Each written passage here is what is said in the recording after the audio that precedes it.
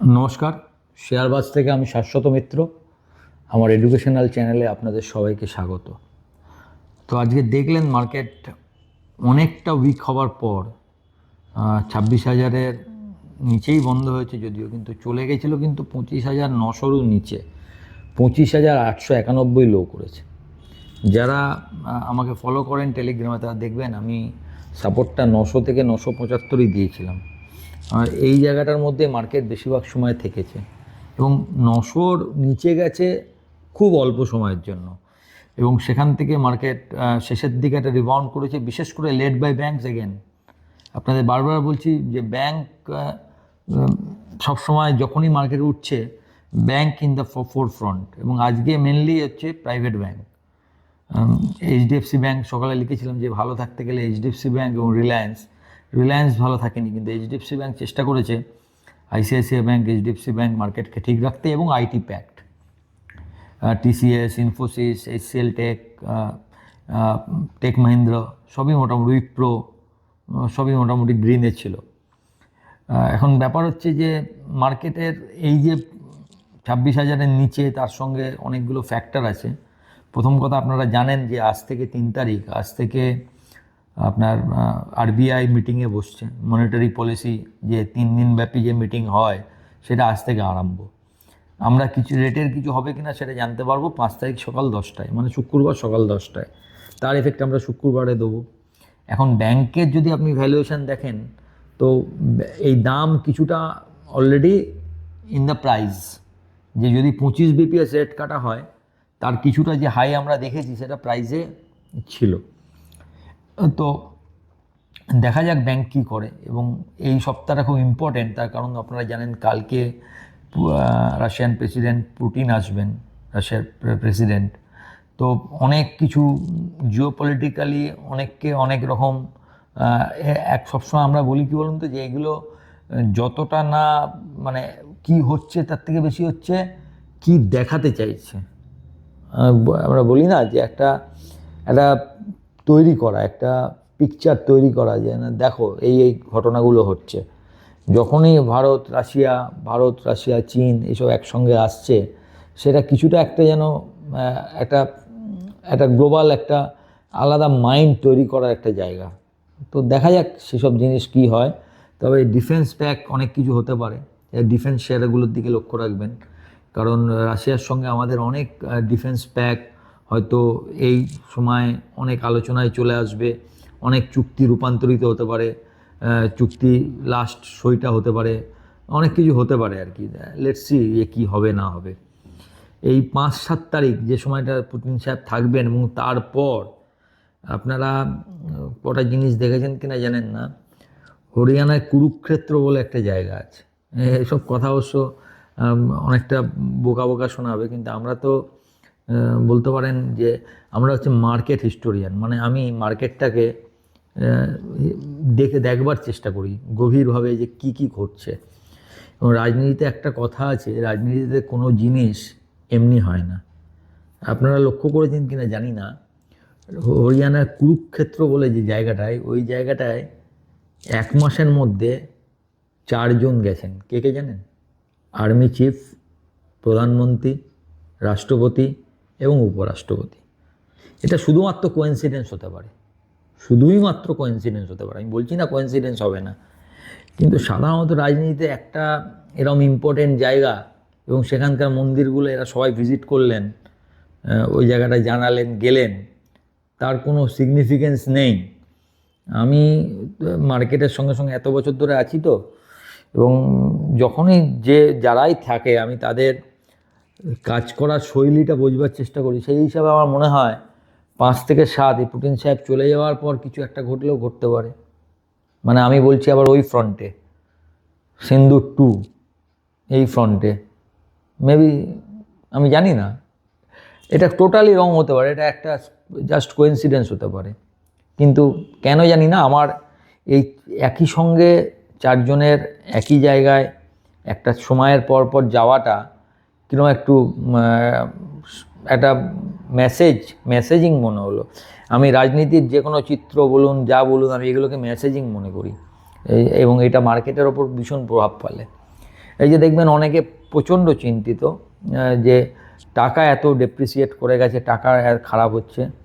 কিন্তু আপনারা যারা মানে দেখেন মার্কেটকে, আপনারা সবাই লক্ষ্য রাখেন, সবার কাছে হয়তো অত রিসোর্স থাকে না।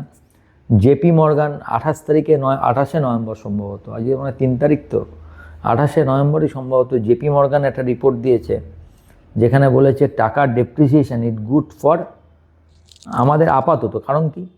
কারণ ইউএসের ওপর ইউএসের ট্যারিফটা আমাদের ওপর সব থেকে বেশি। টাকা যদি ডেপ্রিসিয়েট করে তাহলে সেই ট্যারিফের যে এফেক্ট সেটা অনেকটা নেগেট হয়। যখনই আমরা কাউকে মাল পাঠাবো, যদি আমাদের টাকার দামটা কম হয়, সেক্ষেত্রে চাইনিজ মাল বা অন্য অন্য দেশের মালের সঙ্গে, কারণ তাদের ট্যারিফ হচ্ছে 19% থেকে 20%, আমাদের এফেক্টিভ ট্যারিফ প্রায় পড়ে যাচ্ছে 35 থেকে 40% আগের থেকে হিসেব করলে। তো এই যে গ্যাপটা, এই গ্যাপটা মেটানো যায় কিছুটা টাকার ডেপ্রিসিয়েশন দিয়ে। আপনি যদি আমাদের কারেন্ট অ্যাকাউন্ট ডেফিসিটের দিকে তাকান, তাহলে দেখবেন এবছরের জুন মাসে সম্ভবত আমরা কারেন্ট অ্যাকাউন্ট পজিটিভ হয়ে গেছিলাম ডেফিসিট থেকে, মানে কারেন্ট অ্যাকাউন্টে আমরা সারপ্লাস ছিলাম। এবং আমাদের গত 2 বছর বা 2.5 বছরে 0.7-এর ওপর মনে হয় কারেন্ট অ্যাকাউন্ট ডেফিসিট ওঠেনি, সেটা উঠে গেছে কিন্তু 1.3, অনলি ফর দিস, এই ট্রেড ডিল না হওয়ার জন্য, এই এত বেশি ট্যারিফের জন্য 1.3। তো ওই কারেন্ট অ্যাকাউন্ট ডেফিসিট কমানোর জন্য এটাকে ইউজ করা হতে পারে। আরবিআই দেখবেন এই কাজটা দেখবেন মাঝে মাঝে সব থেকে বেশি করে চায়না, নিজের কারেন্সিকে ডেপ্রিসিয়েট হতে দেয় বেশি এক্সপোর্ট করার জন্য, এক্সপোর্ট করতে সুবিধা হয়। অন্যরা মনে করে কম দামে বেশি জিনিস যাচ্ছে এবং বিদেশের মার্কেটে বাজার ধরতে সুবিধা হয়। এখন এই ব্যাপারে একটা কথা বলে নিই। আগের দিন আপনাদের বলেছিলাম যে আমাদের জিডিপি 8.2% হয়েছে। তাতে একজন বলেছেন যে কে একটা সিগারেট দিয়েছে বলে অনেকগুলো হাসির ইমোজি দিয়েছেন। এখন ভারতবর্ষের খারাপটাই যদি কারো হাসি লাগে, প্লিজ আপনি আমাকে দেখবেন না। আপনার ব্যক্তিগত মত যা হতে পারে, ভারতের ব্যাপারে আমি খুব সেন্সিটিভ। দেশের ব্যাপারে যার হাসি পাচ্ছে, দেশ কিছু খারাপ, কেউ যদি দেশকে খারাপ বলে, সেটা যদি কারোর খুব আনন্দ হয়, তার শরিক আমি নই। আমি ভেরি ফ্র্যাঙ্ক, আমি তার শরিক নই। দেশ আমার কাছে সর্বোপরি, দেশের ওপরে কিছু নেই। সুতরাং দেশ সিগারেট কেন দিয়েছে আগে জানুন। সিগারেট দিয়েছে হচ্ছে আমাদের যে বেস ইয়ারটা আছে, সেই বেস ইয়ারটা অনেক দিন আগের, 2010-11, এবং ওরা চাইছে আপনারা বেস ইয়ার হিসাবে আমরা 2021-22 ইউজ করি। কাইন্ডলি আইএমএফের সাইটে যাবেন, লেখাগুলো না পড়ে আইএমএফের সাইটে যাবেন। আইএমএফ কোনো দেশকে যখন রেটিং করে তখন 6টা জিনিসের ওপর রেটিং হয়, বাকি 5টাতে দেখবেন ভারত বি পেয়েছে। শুধুমাত্র এইটা মানে বেস ইয়ারের জন্য ভারতের সিগারেট হয়েছে। সুতরাং এই একটা জিনিসকে তুলে ধরে আপনি বলতেই পারেন যে আমার বেস ইয়ার, কিন্তু এই বেস ইয়ার ভারত আজকে এই প্রথম 2010-11, 10 বছর আগের বেস ইয়ার ব্যবহার করতে তা নয়। আপনি 95-এ ভারতের জিডিপি দেখুন, তখন আমরা ইউজ করেছি 1986 সাল অ্যাজ এ বেস ইয়ার।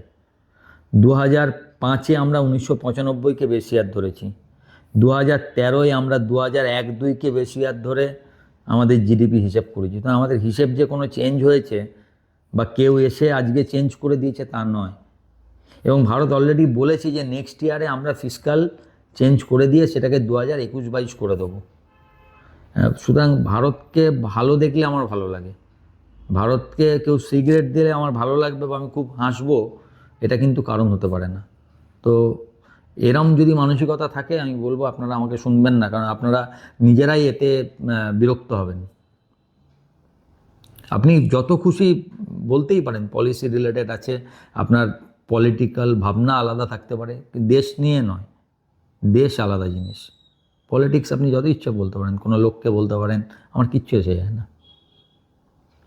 দেশ যেখানে আছে সেটা সবথেকে বড় জিনিস।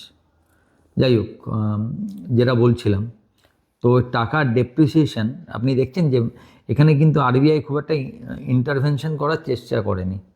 সাধারণত দেখা যায় টাকা যখন নিচে যায়, যখন টাকার কোনো প্রবলেম হয়, তখন আরবিআই ইন্টারভেন করে, কারণ টাকাকে ঠিক রাখবার জন্য।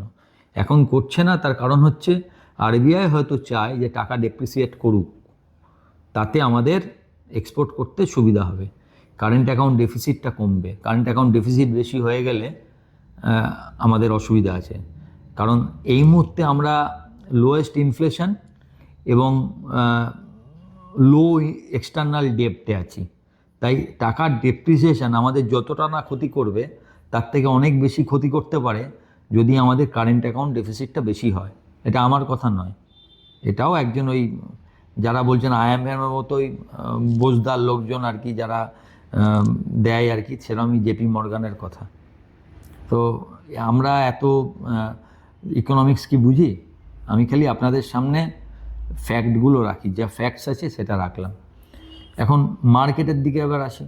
এই যে এফেক্টটা হলো মার্কেটে, মার্কেট কিন্তু দুদিন একটা বাজে জিনিস করলো। কি করলো না, দুদিনই নিফটিটা 26,100 নিচে বন্ধ হলো এবং ব্যাঙ্ক নিফটি 59,400 নিচে বন্ধ হলো। তাহলে আপাতত বলতে পারা যায় ইন্টারমিডিয়েটলি মার্কেট একটু উইক লাগছে, যেহেতু লোয়ার লো করলো, হায়ার হাইটা করতে পারিনি আজকে মার্কেট আগের দিনের থেকে লোটাও বেশি করেছে, কিন্তু হাইটা আগের দিনের থেকে বেশি করেনি। যদিও লাস্টে ব্যাঙ্ক নিফটি যেভাবে ফিরে এলো সেটা খুবই এনকারেজিং এবং নিফটিও চেষ্টা করেছে। তো লেটস সি যে এই জায়গাটা 26,000 ভেঙেছে, আমরা কত অবধি ভাববো না যে আমাদের ইন্টারমিডিয়েট হাই হয়ে গেছে, যদি না 25,800 দুদিন ভেঙে মার্কেট বন্ধ হয়। আমি 700 ভাবছিলাম, যেহেতু 26,300 গেছে, আপনি এটাকে 2% আমরা ধরি 520 পয়েন্ট, ওই 300 থেকে 325 আমাদের হাই, যদি আপনি বাদ দেন তাহলে ওই 520 পয়েন্ট 26,800 আসবে, 25,800 আসবে। যদি আমার কাছে মনে হচ্ছিল 25,700 নিচে না হওয়া পর্যন্ত আমি ভাববো মার্কেট ঠিক আছে। তো 5 তারিখটা দেখতে হবে। 5 তারিখ যদি একটা ভালো পলিসি আসে, যতটা না 25 বেসিস পয়েন্টটা যদিও বা আমি কিছুটা ডিসকাউন্ট করি, কিন্তু আরবিআই চেয়ারম্যান কি বললেন সেটা তো ডিসকাউন্টেড নয়। উনি কি ভাবছেন আগামী দিনে কি, যদি উনি এটা বলেন যে না আমি এখানে 25 BPS করলাম কিন্তু আগামী দিনে আর রেড কার্ডের কোনো সম্ভাবনা নেই, তাহলে কিন্তু আবার মার্কেট স্লাইড করতে পারে, কারণ মার্কেট সবসময় ফরওয়ার্ড লুকিং, আগেরটা দেখে। কিন্তু উনি যদি বলেন যে রেড কার্ড আমি এখানে করেছি এবং আগামী দিনে দরকার পড়লে আবার করব, সেখানে কিন্তু মার্কেট দেখবেন অন্যরকম হয়ে যাবে। তখন কিন্তু মার্কেটটা আর এইভাবে থাকবে না, তখন মার্কেটটা কিন্তু কমপ্লিটলি চেঞ্জ হয়ে যাবে।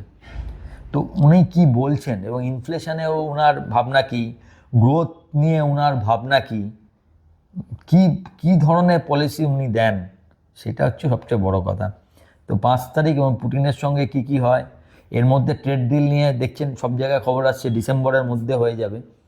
যদিও আমার আইডিয়া ছিল নভেম্বরে হবে, যদিও আমি আমার 1 মাস আগের ভিডিও সেই আইডিয়া চেঞ্জ করেছিলাম, কারণ আমার মনে হয়েছিল দিল্লি ব্লাস্টের পর নভেম্বরের মধ্যে ভারত হবে না, কারণ আমরা কিছু না জানলেও ওই লেভেলের লোকে জানে ভারত কী করতে চলেছে যদি কিছু করতে যায়।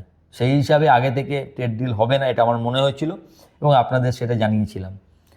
তো লেটস সি যে যদি ট্রেড ডিল হয়ে যায় তাহলে সবই তাহলে আবার নতুন করে এরপরে তাহলে কোথায় গেলে আমরা ভাববো যে মার্কেটটা ঠিক হয়ে গেছে। আপনি মোটামুটি ধরে নেবেন আমাদের হায়েস্ট ক্লোজিং কত আছে, 215.55 এই টাইমে। মোটামুটি 200 আরও আপনি 1% ধরুন, মানে 235-এর ওপর যদি মার্কেট বন্ধ হয়, যেদিনই বন্ধ হবে ধরে নিন নতুন হাই আমরা আবার 500 থেকে 700-র দিকে যাব। আর যদি আমরা 25,800 ভেঙে দিই, সেক্ষেত্রে আমরা আবার 25,500-400 ওই যে লেভেলটা, ওই লেভেলে কনসলিডেট করার হয়তো চেষ্টা করব। Let's see. ব্যাঙ্ক নিফটির ক্ষেত্রে সেই জায়গাটা হচ্ছে 58,400, ভেঙে দিলে খারাপ। আর ব্যাঙ্ক নিফটির ক্ষেত্রে আবার ভালো হবে 59,700 পেরিয়ে মার্কেট ব্যাঙ্ক নিফটি বন্ধ হলে। ভালো থাকবেন। ভিডিওটা ভালো লাগলে একটু লাইক, শেয়ার এবং যারা প্রথমবার দেখছেন কাইন্ডলি সাবস্ক্রাইব করবেন এবং আমার টেলিগ্রাম চ্যানেলের সঙ্গে যুক্ত থাকবেন। নমস্কার।